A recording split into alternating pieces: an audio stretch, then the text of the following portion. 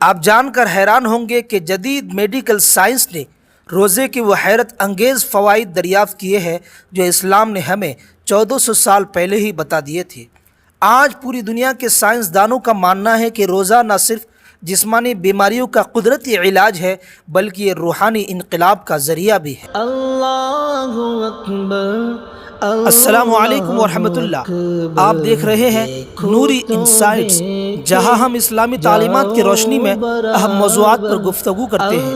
آج ہم ایک ایسے مبارک عمل کے بارے میں بات کریں گے جو نہ صرف روحانی ترقی کا ذریعہ ہے بلکہ جدید سائنس بھی اس کے حیرت انگیز فوائد کو تسلیم کر چکی ہے۔ تیرے حرم کی کیا بات، جی ہاں، ہم بات کر رہے ہیں روزے کی۔ روزہ نہ صرف روحانی طور پر انسان کے لیے سکون، برکت اور قرب الہی کا ذریعہ بنتا ہے بلکہ اس کے بے شمار جسمانی فوائد بھی ہے۔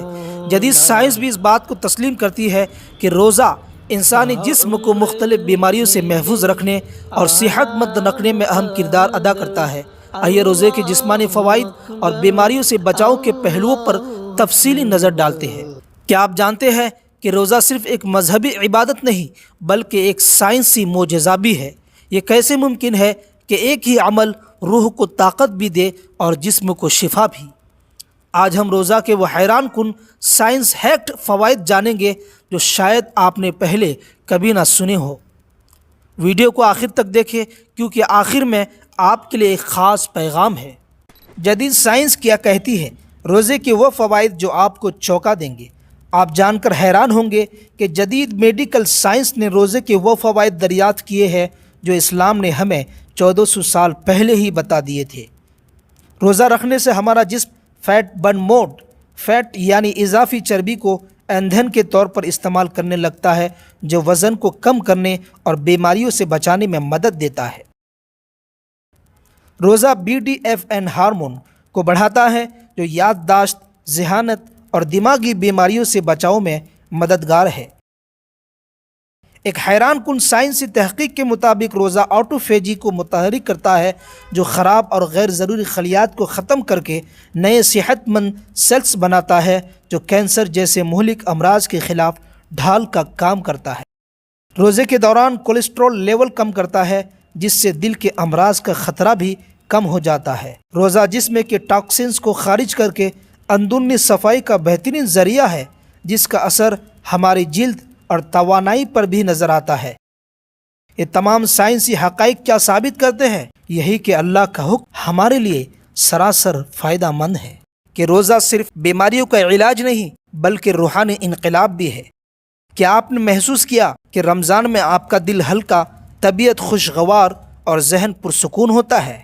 یہ اس لیے کہ روزہ نفس کی اصلاح کرتا ہے، دل کو پاکیزہ بناتا ہے اور روح کی بالادگی کا ذریعہ بنتا ہے۔